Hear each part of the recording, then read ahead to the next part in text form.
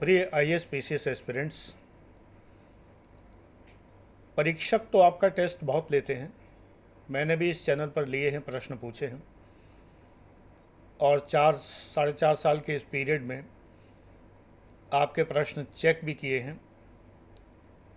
प्रश्न तो बहुत लोग पूछते हैं, कोई भी आपसे पूछ लेता है, अच्छा इस सवाल का जवाब दो। क्या आपने कभी अपने से प्रश्न पूछा?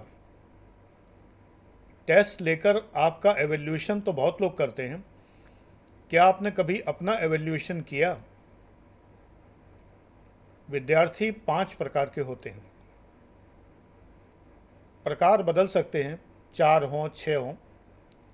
फिलहाल मैं श्री युक्तेश्वर गिरी के अनुसार जो 5 अवस्थाएं होती हैं चित्त की, उनके आधार पर आपका वर्गीकरण कर रहा हूँ। आप अपना वर्गीकरण कर लीजिए, तब आपको मेरी बातें समझ में आएंगी कि आप किस प्रकार के विद्यार्थी हैं और आपको सफलता पाने में कितना समय लगेगा। बहुत इम्पॉर्टेंट वीडियो है, ध्यान से देख लीजिए। मेरे ख्याल से छोटा ही होगा ये वीडियो।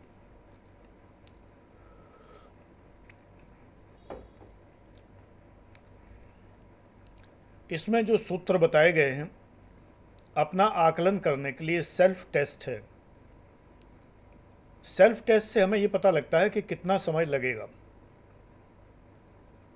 बाकी 30 तारीख तक, इस महीने के अंत तक फीस नहीं बढ़ रही है पेड क्लास की।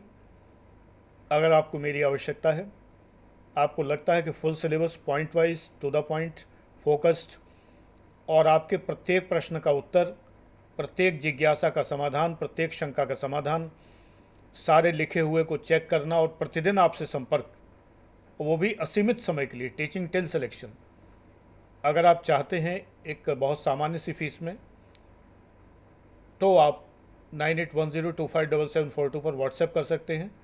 ये फ़ीस 9 पेपर मेंस की पब्लिक एड सहित और 2 पेपर प्री के पर्सनैलिटी डेवलपमेंट इत्यादि सबके लिए है। आप बिना पब्लिक एड के एडमिशन भी ले सकते हैं और केवल पब्लिक एड में भी एडमिशन ले सकते हैं। पार्ट पेमेंट भी कर सकते हैं और असीमित समय के लिए मुझसे जुड़े रह सकते हैं। तो चलिए आपका आकलन प्रारंभ करते हैं। युक्तेश्वर जी की ये पुस्तक आपको पढ़नी चाहिए। युक्तेश्वर जी कौन है? परमहंस योगानंद जी के गुरु हैं। परमहंस योगानंद जी कौन है? फिर तो आप नेट पर तलाश लीजिए, क्योंकि अगर उनके बारे में नहीं जानते तो अब तक संसार को जाना ही नहीं। उनकी पुस्तक एक योगी की आत्मकथा हिंदी और अंग्रेज़ी में उपलब्ध है। एक बार पढ़ लीजिए, जीवन बदल जाएगा। आईएएस की तैयारी के साथ साथ पढ़ लीजिए। फ्री कॉपी मुझसे मांग लीजिए, मुझे व्हाट्सएप कर देंगे, मैं पीडीएफ आपको भेज दूंगा। नेट पर कम पृष्ठों की पीडीएफ अवेलेबल हैं। मेरे पास पूरी बिल्कुल अविकल, बिना काटी छाँटी पीडीएफ अवेलेबल है, वो मैं आपको भेज दूंगा। ये पुस्तक है श्री युक्तेश्वर गिरी की, कैवल्य ज्ञान, कैवल्य दर्शनम।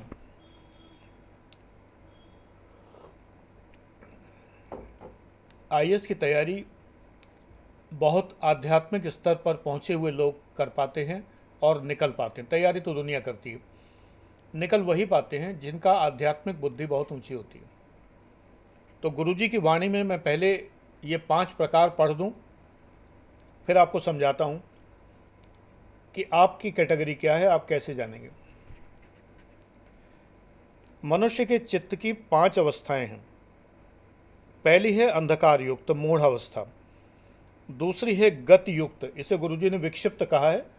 विक्षिप्त का मतलब पागल नहीं होता। विक्षिप्त का मतलब होता है कि जो ऑप्शंस में पड़ा हुआ है, ये करें या वो करें, गति तो है लेकिन उचित गति नहीं है। समझ रहे हैं ना? एक तो मूढ़ है, जिसने तय कर रखा है कि उसे पढ़ना ही नहीं है, उसे संसार की कोई अच्छी बात समझना ही नहीं है। तुलसीदास जी ने कहा है, सबसे भले विमूढ़ जिन्हें न व्यापय जगत गति। उन्हें संसार की गति से कोई मतलब नहीं है, विमूढ़ है। वो भी आईएएस की तैयारी करते हैं। उन्हें रटी रटाई लीक पे चलना है। एक कहावत कही जाती है कि सिंह जो होता है वो लीक से हट के चलता है। लीक से हटके को चले साहब सिंह सपूत।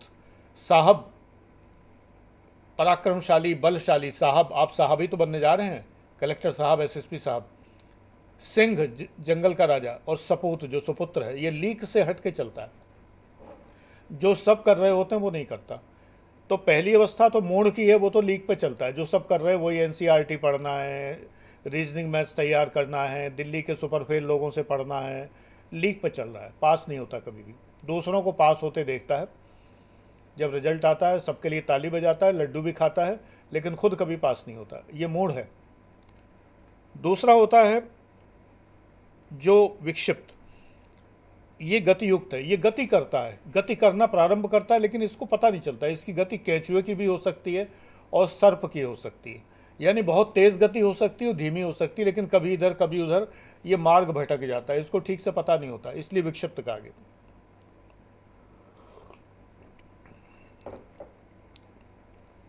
तीसरा होता है स्थिर, वो एक मार्ग पाकर और थोड़ा बहुत सीख के स्थिर हो जाता है।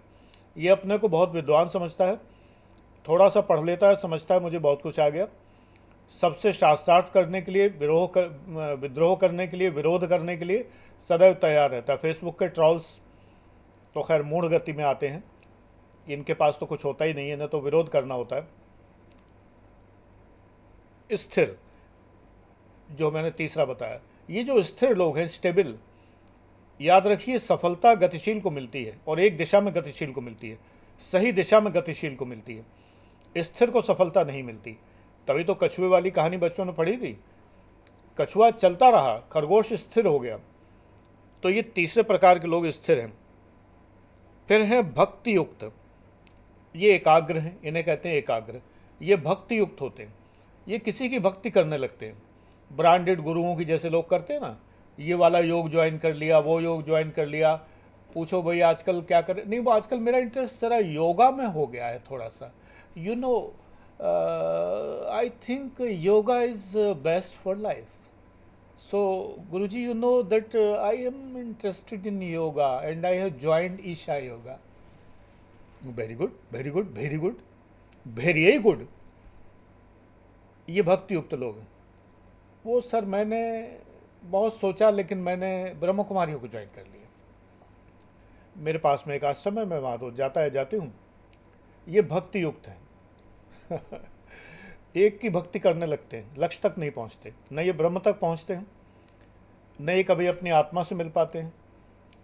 आप लोग जो आईएएस एस्पिरेंट हैं, जब किसी कोचिंग की भक्ति करने, मैं हमेशा मना करता हूँ, मैंने अभी एपीएलएम मना किया, मेरी भक्ति मत करिए, अक्षरशः मुझे मत मानिए, लेकिन इस लायक हो जाइए पहले कि आप अपनी मानने लगें। एक छोटे बच्चे को, जब मेरा छोटा बच्चा हो, पोता हो, पोती हो, जब वो चलना सीख रहा है तो मैं उसको पकड़ पकड़ के चलाता हूँ। वो कहे कि नहीं नहीं मैं अपने आप चलूँगा, मैं कहूँ बेटा बहुत अच्छी बात है, आपको अपने आप ही चलना है, लेकिन अभी मेरा सहारा ज़रूरी है। वही सहारा देने के लिए इस चैनल पर मैं हूँ, सिलेबस कराने के लिए नहीं हूँ। ये ब्रेन ट्रेन प्रोग्राम है, नाम से क्लियर है, कोई चीटिंग नहीं है यहाँ। नाम स्पष्ट है कि ब्रेन को ट्रेनिंग देने वाला।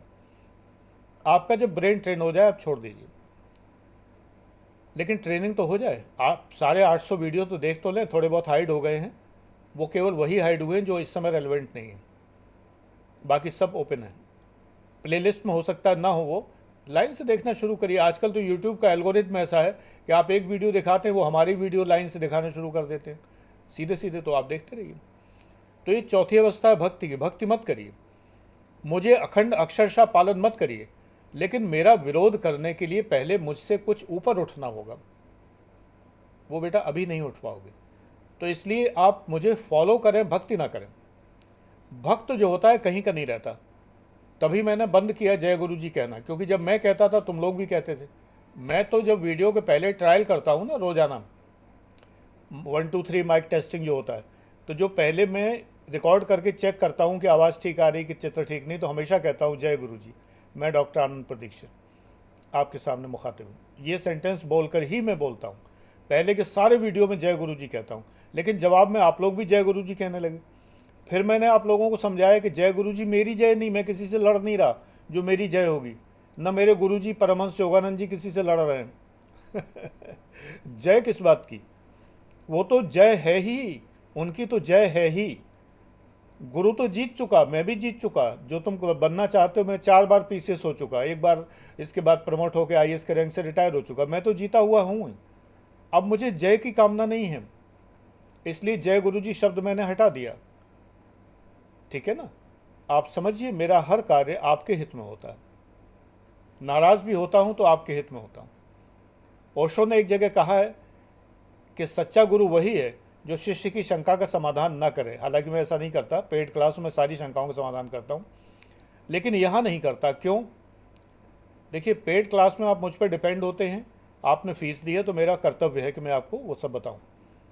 फ्री क्लास में मैं बहुत सारी शंकाओं का समाधान नहीं करता।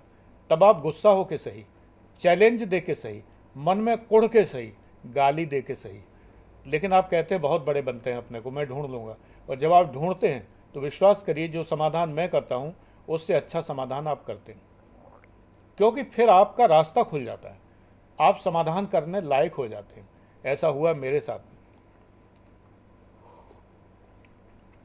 मैं बीएससी में पढ़ता था।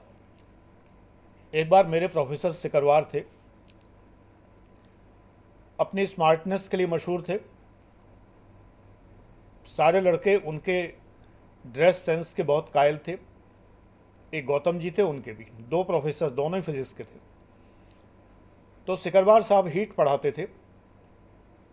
तो एक बार हम लोगों ने कुछ प्रश्न पैदा हुए मन में, किसी की हिम्मत नहीं पड़ती थी पूछने की, मैं हमेशा पूछता था।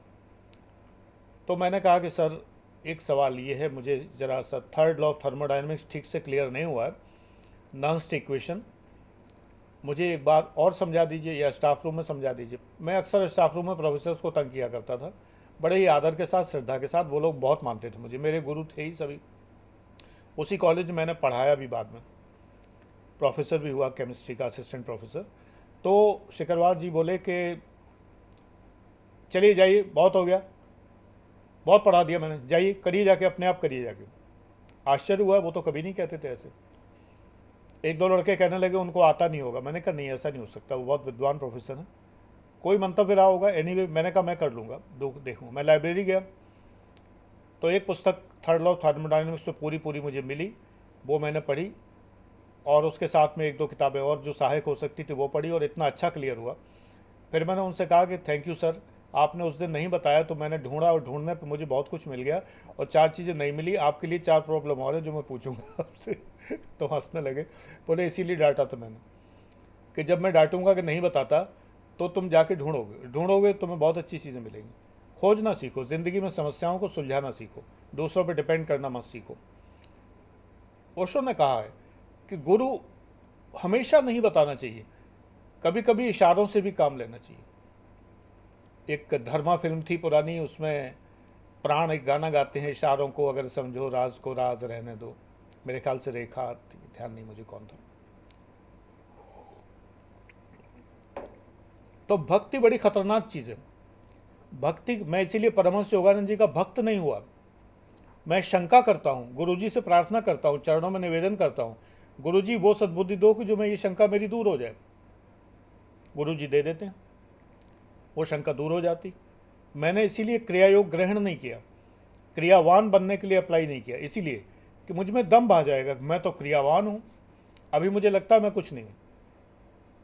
ये बहुत ज़रूरी चीज़ है। शून्यता का एहसास बहुत आवश्यक है। कई बार लोग कहते हैं सर क्रिया योग सिखा दीजिए। मैं कौन होता हूँ सिखाने वाला? मैं तो शून्य पर हूँ, मैं तो नहीं सिखा सकता। जो मेरा फील्ड है आईएएस पीसीएस के लिए, मैं हूँ पीसीएस अधिकारी, आईएएस समकक्ष रैंक से रिटायर्ड हूँ, तो हाँ, ये गारंटी है कि आपको अगर मेरे अनुसार आप चलेंगे तो आप बन जाएंगे। 2 चीज़ें चाहिए बनने के लिए। मेरा मार्गदर्शन तो सबके लिए है ही है, लेकिन इसके अतिरिक्त 2 चीज़ें चाहिए। एक चीज़ चाहिए ईश्वर की कृपा, और दूसरी चीज़ चाहिए क्या? परिश्रम। सही दिशा दिखाने के लिए मैं हूँ, तो ये ट्रायंगल जब मिल गया तो फिर कोई समस्या नहीं। अब कभी कभी क्या होता है कि आपका वातावरण ऐसा नहीं है कि जो आप उस दिशा में चल पाए, मेरे चलाने पर भी। उसका सबसे बड़ा कारण ये है कि आप मुझे नॉन सीरियसली लेते हैं, मेरे वीडियोस को नहीं देखते, तो फिर आप दिशा में चलेंगे नहीं। तो आपको कभी नहीं लगेगा कि मैं आपको सही मार्गदर्शन यहाँ दे रहा हूँ, वरना ये काफ़ी, इतना काफ़ी। तो भक्त मत बनिए। किसी के अंधभक्त मत बनिए, न राजनीतिक दल के, न किसी टीचर के, न किसी कोचिंग के, न किसी के, न मेरे। बुद्धि से काम लीजिए। मैं जितनी बातें बताता हूँ जनरल सभी के लिए बता रहा हूँ, आपके लिए स्पेसिफिक कुछ डिफरेंट हो सकता है। हाँ, पेड क्लास में आपको स्पेसिफिक राय भी देता हूँ, क्योंकि मैं प्रतिबद्ध हूँ आपको हर बात बताने के लिए जो आप पूछेंगे। तो मैं कभी कभी आपके लिए पर्सनलाइज्ड फार्मूले भी तैयार करके दे देता हूँ कि आपने बताया ये वाली अच्छा ये तो ऐसे दूर होगी, ये बाकी लोगों की नहीं है, चलो बाकी को नहीं बता रहा, तुम्हें बता देता हूँ। यहाँ भी बताइए, मैंने नाम ले ले के लोगों के लिए वीडियो बनाए हैं। एनीवे, अब आती है पांचवी अवस्था। ये वो अवस्था है जब आपको किसी कोचिंग की आवश्यकता नहीं, किसी की टीचिंग की ज़रूरत नहीं है, न मेरी न किसी की आवश्यकता नहीं। ये पांचवी अवस्था है, भक्ति युक्त के बाद है शुद्ध निरुद्ध। शुद्ध निरुद्ध की स्थिति है। ये जो स्थिति है ये शुद्ध और निरुद्ध की स्थिति है। इसमें व्यक्ति शुद्ध होता है, एब्सोल्यूट होता है, परम होता है, पावन होता है, और वो निरुद्ध हो जाता है उस प्रकाश के अंदर। जो ज्ञान का प्रकाश है, चित्त का प्रकाश है, उसके अंदर निरुद्ध हो जाता है। जब आपका ज्ञान इतना बढ़ जाता है, आपको किसी और से पूछने की आवश्यकता ही नहीं होती, आप सब चीज़ें खोज लेते हैं ब्रह्मांड में। कम से कम मैं ये कह सकता हूँ कि मैं इस बात के लिए ईश्वर का बहुत ही शुक्रगुजार हूँ कि मुझे आज तक IAS PCS के लिए किसी अध्यापक से कुछ भी पूछने की ज़रूरत नहीं पड़ी। थे भी नहीं कोई अध्यापक। मैं तो डिग्री कॉलेज में पढ़ा रहा था, वहाँ आर्ट्स का कोई टीचर भी नहीं था। मेरे दोनों कॉलेज जिनमें मैं पढ़ा रहा था तैयारी के दौरान, जनता कॉलेज बकेवर और अजीतमल, बकेवर में आर्ट्स साइड नहीं है, अजीतमल में आर्ट्स है भी तो वो सब्जेक्ट नहीं थे जो मेरे थे। यहाँ तो कृषि विश्वविद्यालय, कृषि महाविद्यालय हैं ये, और फिजिक्स, केमिस्ट्री, बायोलॉजी, मैथ्स वगैरह है। मैं किसी से पूछ भी नहीं सकता था history, geography, economics, general science तो छोड़ो, करंट अफेयर्स कोई नहीं जानता था, नो वन। मैं बताऊं कि बहुत अद्भुत मुझे साथी और प्रोफेसर मिले हैं। साथी इसलिए कि जब मैं पढ़ा रहा था तो वो मेरे साथी थे, जब मैं पढ़ रहा था उस ज़माने में वो मेरे प्रोफेसर थे। 10 साल का गैप था। 73 में पढ़ा रहा था उस कॉलेज में, 83 में पढ़ा रहा था, और 73 में पढ़ रहा था BSc में। तो NR यादव साहब थे, वो भी फिजिक्स के ही थे। उन्होंने मुझसे एक बार कहा, मैंने कहा कि आप तो PCS में बैठे हैं, कुछ मुझे आप जो भी उचित समझें कुछ मार्गदर्शन दें। बोले मेरा क्या मार्गदर्शन लोगे भाई, मैं 4 बार बैठा, एक बार भी नहीं निकला, तुम निकल जाओगे। मैं तुम्हारी तरह यूनिवर्सिटी टॉपर नहीं हूँ। एक गुरु और कॉलीग बाद में जब इतनी आस्था से बात करता है, बिना जले, बिना जेलस हुए, तो अपने अंदर आस्था पैदा होती है कि हाँ मैं कर सकता हूँ। प्राचार्य महोदय शिवसेवक तिवारी जी फिजिक्स से MSc थे। उनसे एक बार मैं कुछ पूछने लगा तो उन्होंने कहा भाई मैं तो सब भूल भाल गया, फिजिक्स तो पढ़ा लेता हूँ, वो भी प्रिंसिपल हूँ, तो पढ़ाने का मौका भी नहीं मिलता। तुम कर सकते हो, तुम कर लोगे, पूरी लाइब्रेरी तुम्हारे लिए खुली है, चाहे जितनी किताबें ले जाओ वापस कर देना बस। मैनेजमेंट कमेटी की मीटिंग में विशेष मीटिंग आयोजित करके विशेष नियम बनाया गया था मेरे लिए, छुट्टी देने के लिए मुझे और पुस्तकें देने के लिए। संविधान में बदलाव, कॉलेज के संविधान में बदलाव हुआ था। ये मेरे प्रिय गुरुओं और मेरे प्रिय साथियों का मेरे ऊपर एहसान है जो मैं कभी नहीं भूल सकता। मैं किताबें खरीद नहीं सकता था उस समय, आर्थिक स्थिति नहीं थी।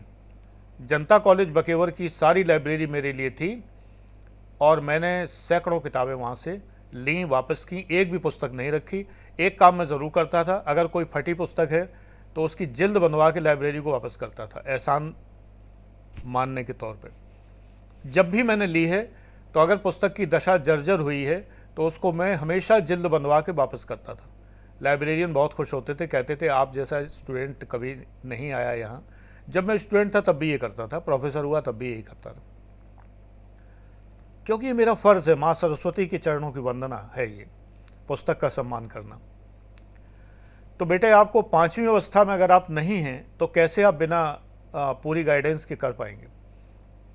आपको भक्त भी नहीं होना है, लेकिन जब आप इन सब अवस्थाओं से निकलते हुए जब शुद्ध निरुद्ध हो जाते हैं, प्योर एंड आइसोलेटेड, मैं कितने बार आपसे कहता हूँ आइसोलेटेड रहिए। कोरोना ने किया तो क्या किया, मैं तो 3 मई के बाद भी नहीं निकलने का, कहीं कहीं नहीं जाने का।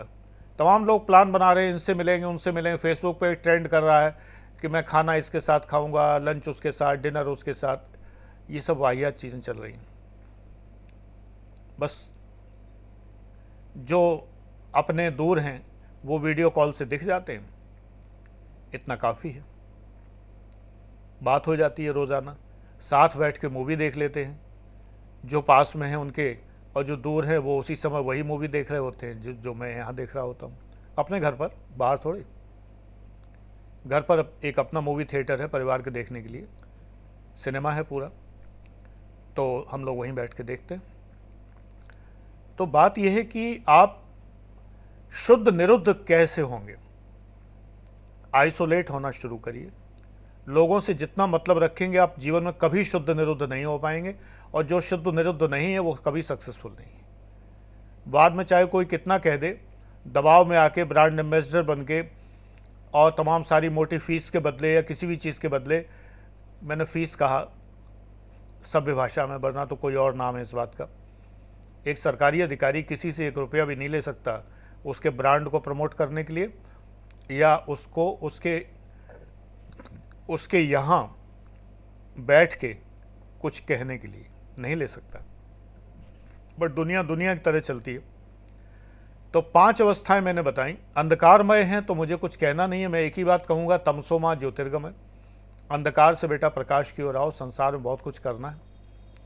और लाइफ इस कोरोना काल के बाद बहुत जटिल होने वाली है, या कहें सरल होने वाली है। सरल इसलिए कि हम उसे जटिल कह रहे हैं, लेकिन वो सरल होने वाली है। देखते हैं क्या होता है। एनीवे प्रेडिक्ट नहीं कर सकता अभी इस बारे में।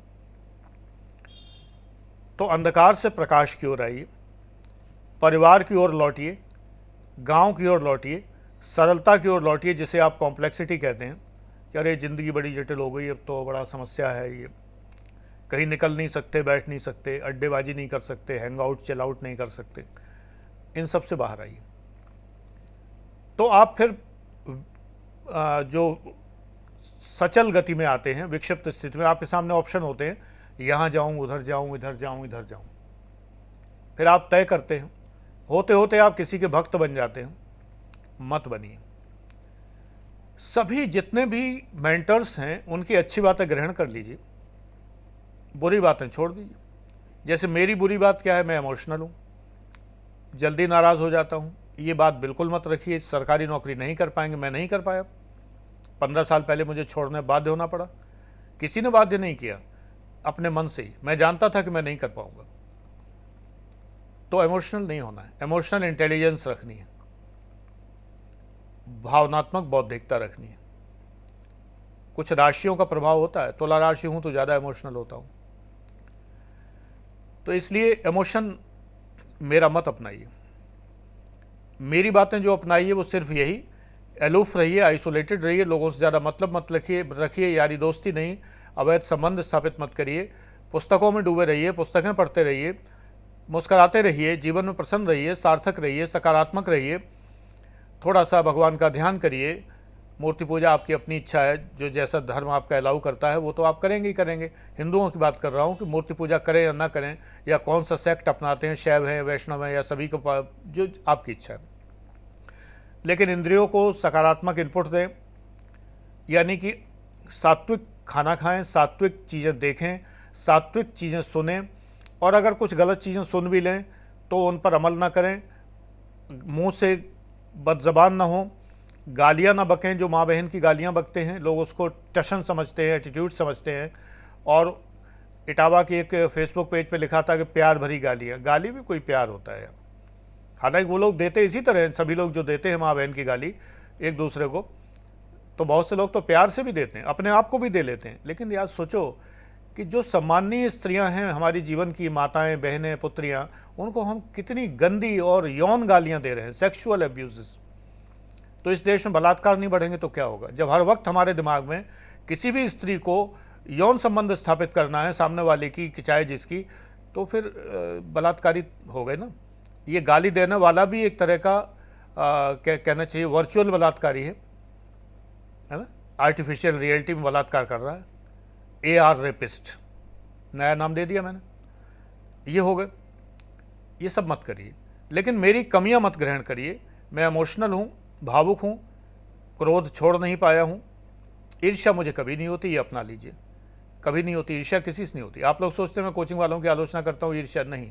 मैं सोचता हूँ आलोचना करने शायद उनका भला हो जाए, वो गुस्से में आकर ही कहे मैं सेलेक्ट होकर दिखा देता हूँ इस बुड्ढे को, देखो मैं दिखा दूंगा कि मैं सेलेक्ट हो गया। बहुत बात कहता था कि 4 बार 1 नंबर से फेल, इस बार पास होकर दिखाऊंगा। बेटा मैं यही चाहता हूँ, आप इरिटेट होके। और दूसरी आलोचना इसलिए करता हूँ, ये निंदा नहीं है, आलोचना है, इसलिए करता हूँ कि जो आप नहीं बन सके वो आप दूसरे को नहीं बना सकते, ये तय बात है, 100% ट्रू है। अच्छा चलो, एक बार ये हो सकता है, एक बार नहीं बन सके, लेकिन बार बार नहीं बन सके हो फिर भी कहते हो कि हम बना सकते हैं, ये गलत बात है। उल्लू बना सकते हो खाली, IAS PCS नहीं बना सकते, इसमें कोई दो राय नहीं। ये ईर्ष्या नहीं, ईर्ष्या मैं किस लिए करूँगा?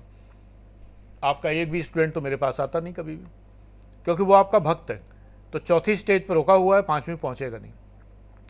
मैं अपने स्टूडेंट को सिखाता हूँ इंडिपेंडेंट हो जाओ, टोटली मेरी टीचिंग ही यही है, ये ब्रेन ट्रेन प्रोग्राम है। यहाँ भी सिखाता हूँ, पेड क्लास में भी सिखाता हूँ, सब कुछ देने के बावजूद भी कहता हूँ कि इंडिपेंडेंट हो जाओ। कई बार असाइनमेंट देता हूँ, कहता हूँ करके दिखाओ, देखें। इतना बढ़िया करते हैं स्टूडेंट, जब मुझसे पढ़ लेते हैं इतना अच्छा करते हैं, मुझे लगता है ये तो बहुत अच्छा किया, शायद मैं करता तब भी ना कर पाता। अब ये हो गया IAS बनने लायक, और वो बन जाएगा, ये तय बात। तो ये 5 अवस्थाएँ बेटा, इन अवस्थाओं को मानिए। फ्री चैनल पर तो यही मिलेगा, ब्रेन की ट्रेनिंग मिलेगी, इसका नाम ही चैनल का यही है। पेड क्लास में पूरा सिलेबस मिलेगा, बहुत स्पष्ट बात है। फ्री बहुत दे चुका हूँ, इसका मतलब मैं ये कहता हूँ मैंने सिलेबस भी बहुत दिया है, आपने देखा नहीं है।